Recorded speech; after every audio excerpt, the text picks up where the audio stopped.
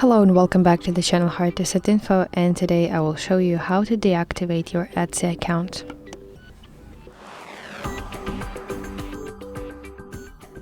Open Etsy application on the device and go to profile picture in the top right corner of your screen, and then you should go to settings, and now you want to find line that says if you want to fine-tune your account settings, and then visit this link that Etsy provides me.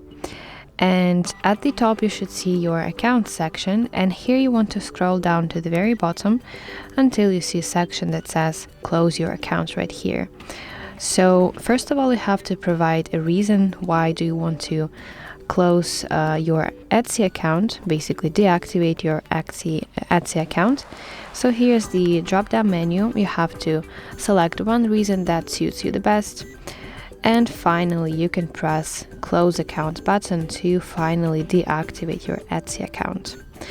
So that's how it works. I hope you find this video helpful, and if so, please like it and subscribe to our channel for more content like this.